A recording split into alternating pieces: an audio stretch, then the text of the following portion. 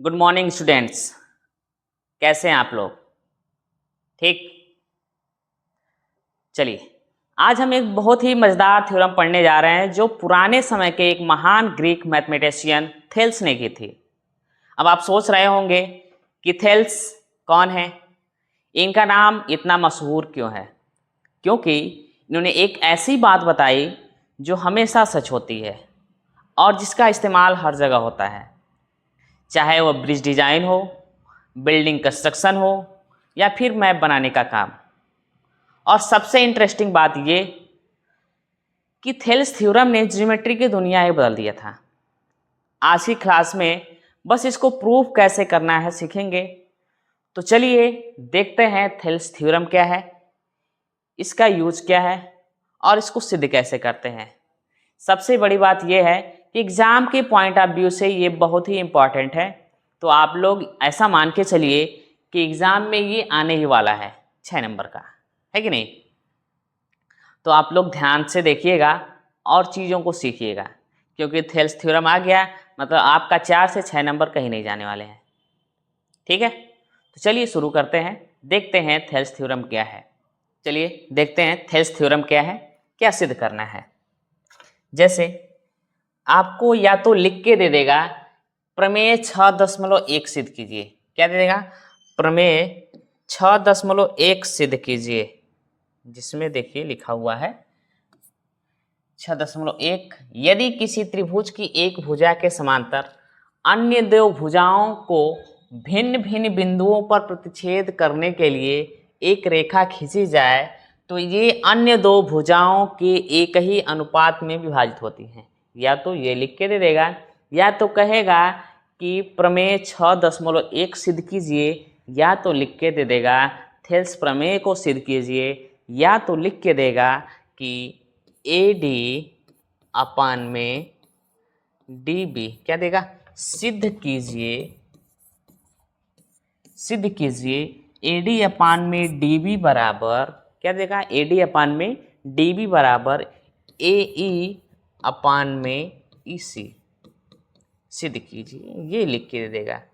इनके जगह पे मतलब ये त्रिभुज अगर हम ऐसा बनाएंगे ABCD और E, ऐसा त्रिभुज बनाएंगे तो ये लिख के दे देगा। ठीक है, अगर इनका नाम कुछ और ही होता है तो यहाँ पे लिख के दे देगा, यानी कि AD अपान में DB और AE अपान में EC सिद्ध करने के लिए देगा ऐसा। ठीक है, तो हम लोगों को क्या करना है, यही प्रमेय 6.1 को ही सिद्ध करना है, चाहे जैसे दे दे।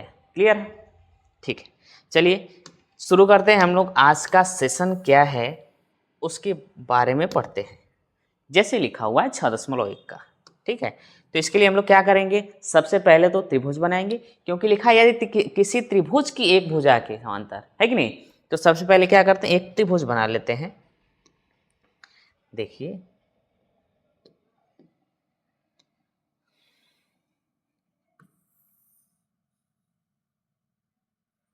ध्यान से देखिएगा आप लोग,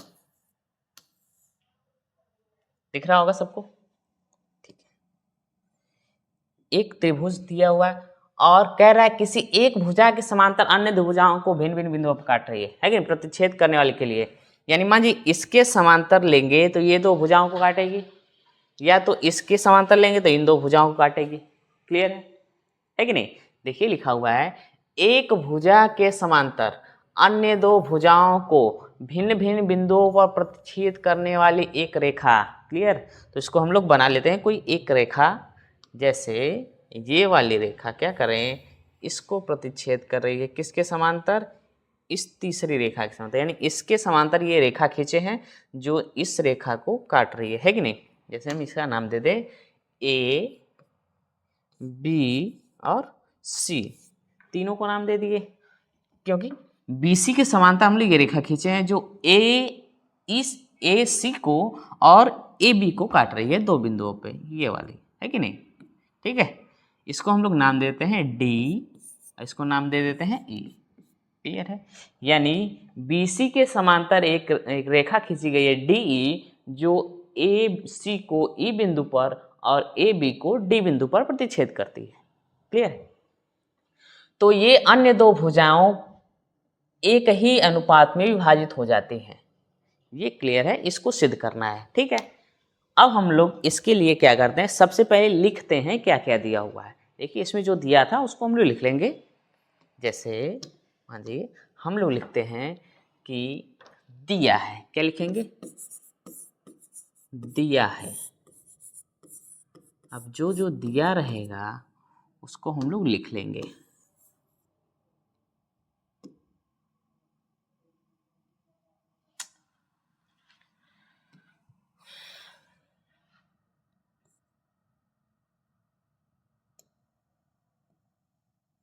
ठीक है, क्या क्या दिया है लिखेंगे। त्रिभुज ABC, क्या लिखेंगे, त्रिभुज ABC में दिया है, त्रिभुज ABC में किसके समांतर, BC के समांतर, BC के समांतर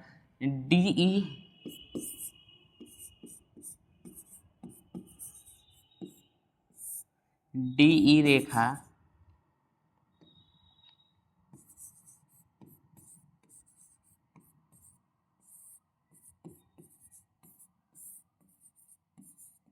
खींची गई है कि नहीं। जो AB को बिंदु D, है कि नहीं, जो AB को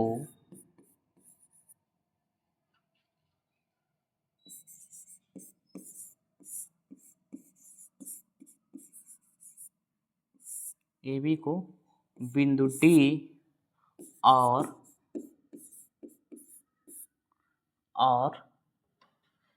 AC को बिंदु E पर प्रतिच्छेद करती, AC को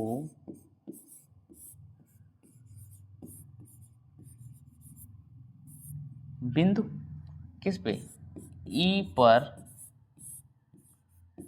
प्रतिच्छेद करती, प्रतिच्छेद करती है।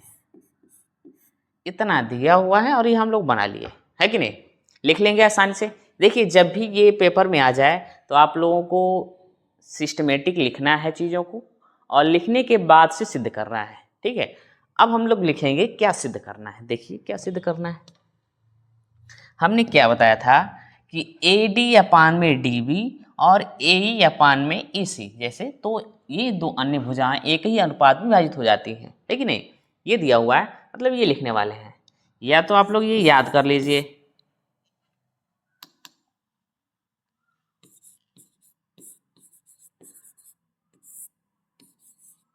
क्या क्या सिद्ध करना है, आप लोग ये याद कर लेंगे तो बेहतर होगा। क्या सिद्ध करना है, AD अपान में DB, AD अपान में DB सिद्ध करना है, बराबर AE अपान में EC। क्या सिद्ध करना है, AE अपान में EC सिद्ध करना है। ठीक है, तो इसके लिए हम लोग क्या करेंगे, एक रचना करेंगे। क्या करेंगे, एक रचना करेंगे, और रचना करने के बाद से हम लोग इसको पूर्ण करेंगे। जैसे मान लीजिए हम रचना करें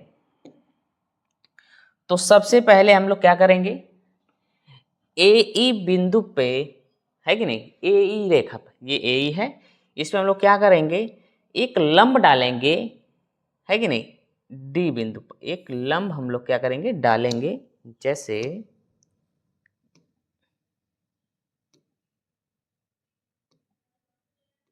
एक लंब डाल रहे हैं यहाँ से यहाँ पे, ठीक है,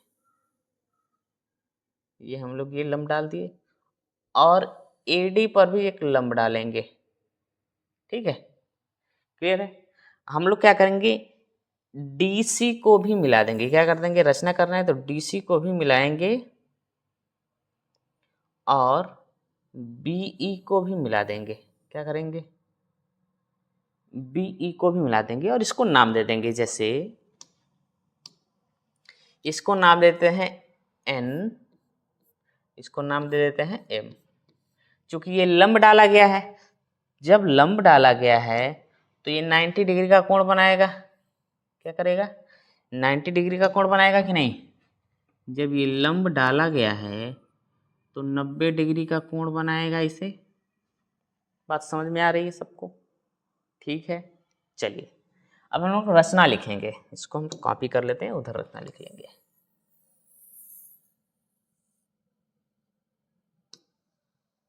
ठीक है,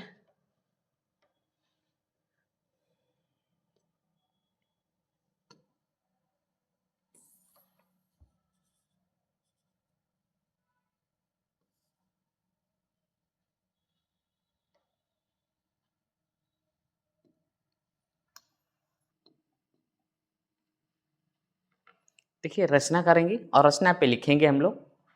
क्या लिखेंगे कि डी से रेखा AC पर, किस पर? AC पर DM तथा E से रेखा AB पर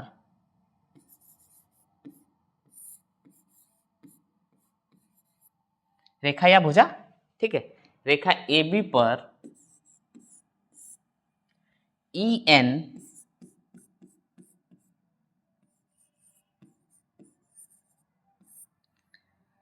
लंब खींचा गया है।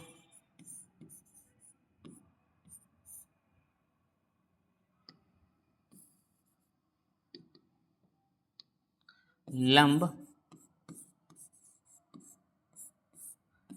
खींचा गया तथा और क्या किया गया है? E को B से मिलाया, E को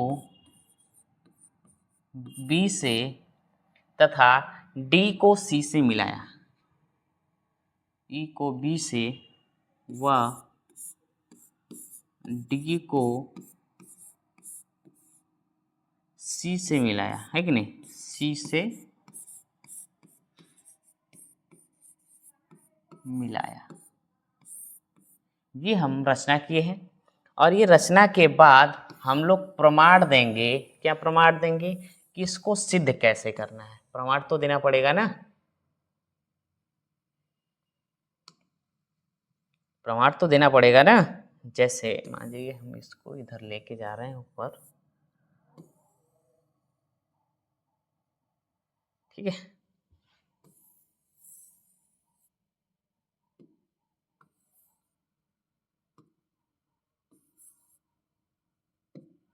चलिए इसको बना लेते हैं। रेखा AB या B से, ठीक है, क्लियर। एक प्रमाण देंगे। प्रमाण क्या देंगे? प्रमाण देना होता है हम लोगों को कि चीज़ें सिद्ध कैसे होती है कि नहीं।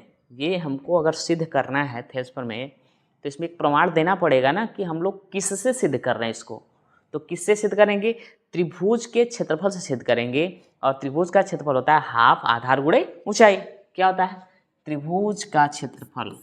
प्रमाण देंगे क्योंकि हम लोग त्रिभुज के क्षेत्रफल से सिद्ध करने वाले हैं। त्रिभुज का क्षेत्रफल बराबर हाफ गुणे आधार गुणे क्या हो जाएगा? ऊंचाई। यही होता है ना त्रिभुज का क्षेत्रफल, है कि नहीं? क्लियर है। अब हम लोग क्या करेंगे? सिद्ध करेंगे और उसको लिखेंगे, है कि नहीं। जैसे लिखिए, देखिए क्या क्या सिद्ध करना है हमको। सिद्ध करना था आप लोग जानते हैं, AD अपान में DB। देखिएगा AD अपान में DB बराबर क्या सिद्ध करना था? AE अपान में EC। AE अपान में EC सिद्ध करना था, ये सिद्ध करना था। अब देखिए त्रिभुज का क्षेत्रफल क्या करना है? AD सिद्ध करना है। क्या करना है? AD, यानी ये आधार होगा AD और DB ये भी आधार होगा। यानी ये त्रिभुज जो बन रहा है ये वाला और ये त्रिभुज जो बन रहा है ये वाला लेके हमको चलना है कि नहीं।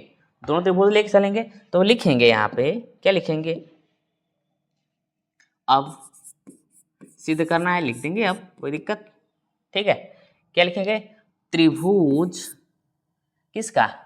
ADE, AD लेना है तो त्रिभुज ADE का क्षेत्रफल बटे, और फिर क्या लेना है? ये वाला DB था, देखिए DB है तो DBE का क्षेत्रफल है कि नहीं? क्या लिखेंगे? DBE का क्षेत्रफल है कि नहीं? ये बात समझ में आ रही है? अब देखिए ADE में क्या है? आधार ये होगा, ये वाला आधार होगा, तो जब ये वाला आधार है तो क्या ये लंब है इस पे, है कि नहीं? देखिए जैसे मान लीजिए ये त्रिभुज होता है, और त्रिभुज में जब भी हम लोग क्या करते हैं, आधार गुणे ऊंचाई करते हैं, तो आधार ये वाला है तो इस पर जो लंब डाला जाता है यानी 90 डिग्री का कोण बनता है, ये वाला जो लंब होता है इस पर, वही उसकी ऊंचाई होती है, सबसे बड़ी ऊंचाई है कि नहीं? यही है, तो इसको हम लोग देखेंगे। तो यहाँ पे मान जाइए हम लोग ये आधार लिए हैं, AD आधार लिए हैं, तो इस पर ये लंब डाला गया है NE, उसी को लेके चलेंगे ना। लिखेंगे 1/2, क्या लिखेंगे? 1/2 गुणे आधार क्या है? AD क्या है?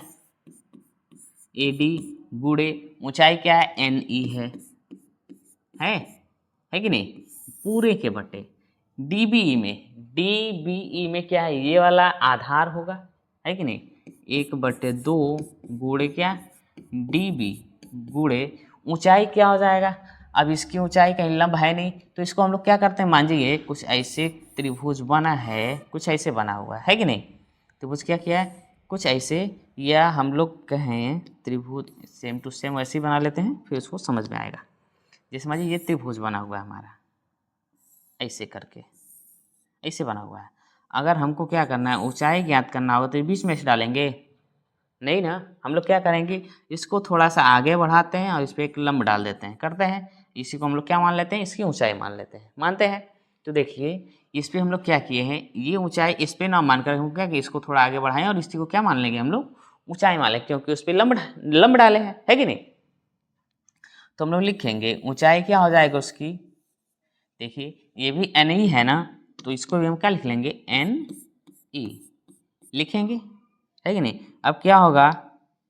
ये NE से NE कट जाएगा, 1/200 1/2 कट जाएगा, बचेगा क्या? क्या बचेगा? AD अपान में क्या?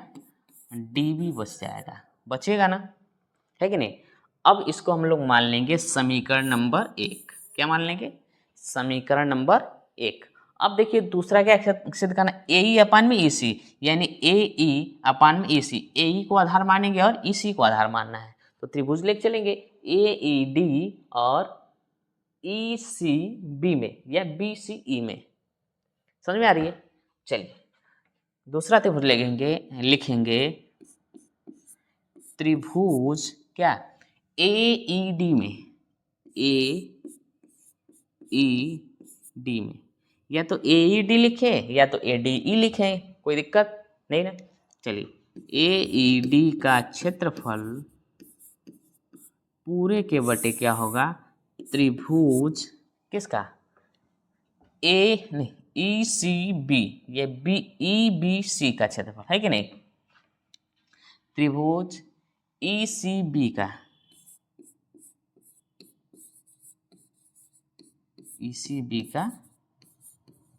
क्षेत्रफल सेम वैसे ही क्या होगा? AE आधार होगा, लिखेंगे 1/2 गुणे आधार क्या है? AE है, गुणे ऊंचाई क्या होगी इसकी? DM हो जाएगा, है कि नहीं? क्या होगा? DM पूरे के बटे 1/2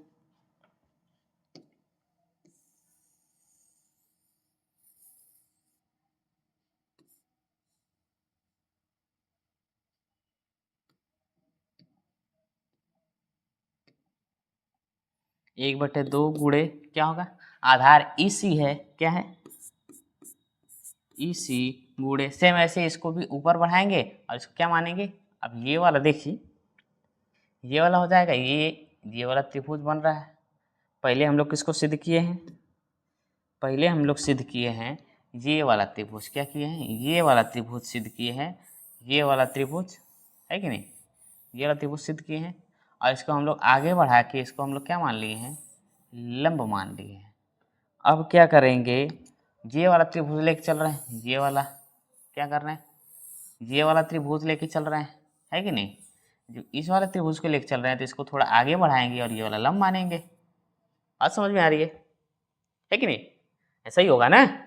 ठीक है, चलिए ठीक है, हम लोग क्या मान लेंगे यहाँ पे, डीएम मान लिए, डीएम। तो डीएम से डीएम खत्म, 1/2 से 1/2 खत्म, क्या बचेगा, ए ई अपान में ई सी, समीकरण नंबर 2। ये 2 चीजें सिद्ध हो गई।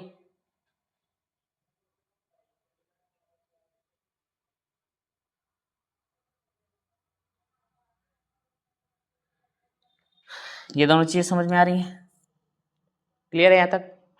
ठीक है, अब देखिए हमको क्या करना होगा, अब हमको ये देखना है कि ये दोनों बराबर कैसे होंगे। तो हम लोग क्लास 9th में पढ़े थे कि जब दो समांतर रेखाएं, ये मान जाते हैं ये वाली, जब 2 समांतर रेखाओं के आधार पर अगर ऐसे त्रिभुज बनता है, ऐसे कोई त्रिभुज बनता है कि नहीं, एक ही आधार पे, सॉरी एक ही आधार पे, ठीक है, यानी इस पे और ऐसे करके एक ही आधार पे यदि 2 त्रिभुज बने हैं तो दोनों का क्षेत्रफल बराबर होता है। ये हम लोग 9th में पढ़े थे, है कि नहीं। देखिए ये 2 समांतर रेखाएं हैं, अगर हम लोग को क्षेत्रफल निकालना होगा तो हम लोग क्या लगाते हैं, 1/2 गुणे आधार गुणे ऊंचाई, यही करते हैं। तो आधार दोनों का देखिए सेम है, क्या है, जो दोनों का आधार है वो सेम है। ऊंचाई भी मान लीजिए ये दोनों समांतर है तो ऊंचाई भी क्या होगी, समांतर होगी, तो दोनों का क्षेत्रफल क्या आ जाएगा, बराबर ही आएगा ना, है कि नहीं। इसमें भी देखिए ये 2 समांतर रेखाएं हैं और ये एक त्रिभुज बन रहा है, एक त्रिभुज ये बन रहा है, और दोनों का आधार सेम है कि नहीं। जब दोनों का आधार सेम है और दोनों की ऊंचाई सेम है तो हम लोग ये कह सकते हैं कि दोनों का क्षेत्रफल क्या है, बराबर है, कह सकते हैं। तो हम लोग लिखेंगे, क्या लिखेंगे कि यहाँ से बात समझ में आई कहाँ से लिखे हैं, ठीक है। तो हम लोग लिखेंगे, क्या लिखेंगे, डी ई बी और ई सी डी, है कि नहीं, त्रिभुज, यहाँ पे गलती लिखा गया है ना,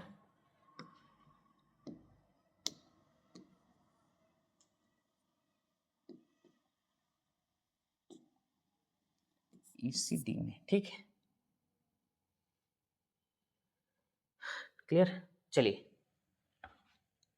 हम लोग क्या करेंगे, क्या लिए हैं, ये त्रिभुज डी ई बी और ई सी डी क्या होगा, दोनों का बराबर होगा। क्यों, कारण बताएं कि 2 समांतर रेखाओं पर ये क्या है, एक ही आधार पे 2 त्रिभुज बने हुए हैं और दोनों त्रिभुज क्या होंगे, क्षेत्रफल बराबर है, दोनों का क्षेत्रफल क्या हो जाएगा, बराबर हो जाएगा, त्रिभुज ये वाला और त्रिभुज ये वाला, है कि नहीं। तो हम लिखेंगे त्रिभुज क्या, डी बी ई, क्या लिखेंगे, त्रिभुज डी बी ई का क्षेत्रफल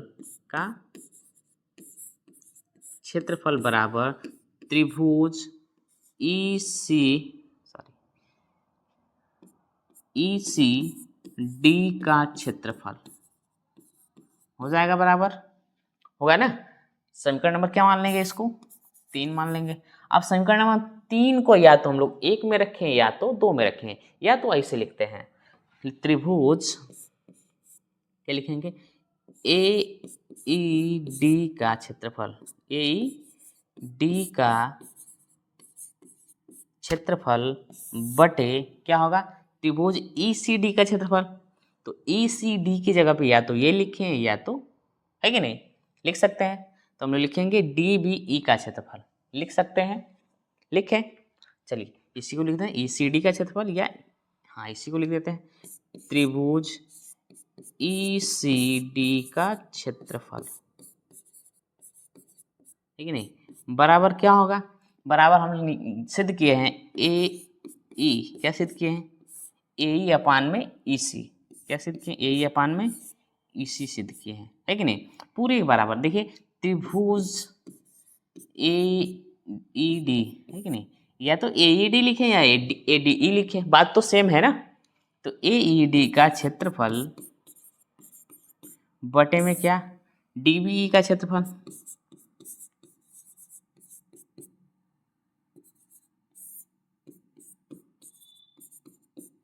देखिए ये ई सी डी और डी बी ई दोनों बराबर है, दोनों जब बराबर है तो ये पूरा क्षेत्रफल क्या हो जाएगा, बराबर, क्योंकि ऊपर वाला सेम है नीचे वाला भी सेम हो जाएगा, तो इसके बराबर क्या हो जाएगा, ए डी अपान में डी बी हो जाएगा। तो हम लोग क्या लिखेंगे, एस ई अपान में कितना बराबर कितना, इतना।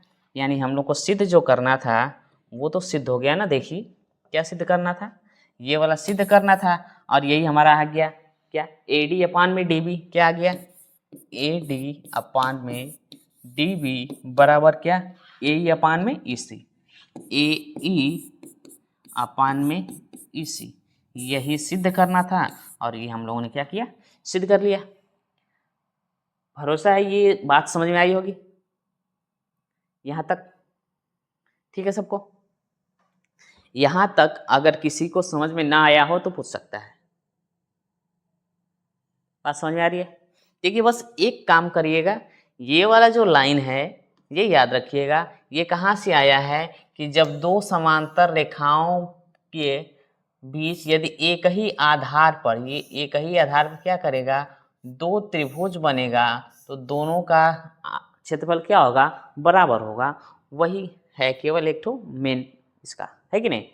ये पॉइंट है, इसको नोट करिएगा। जब ये याद हो जाएगा तो हम लोग इसको आसानी से सिद्ध कर सकते हैं, ठीक है, क्योंकि ए ई डी और ए डी ई दोनों बराबर है, इसके बराबर इसको सिद्ध ही कर दिए। या तो इसकी जगह पे इसको लिखें या इसकी जगह पे इसको लिखें, दोनों का मान क्या आ जाएगा, बराबर आ जाएगा। तो ये दोनों क्या हो जाएंगे, बराबर हो जाएंगे, और यही हम लोग को क्या करना था, सिद्ध करना था, है कि नहीं।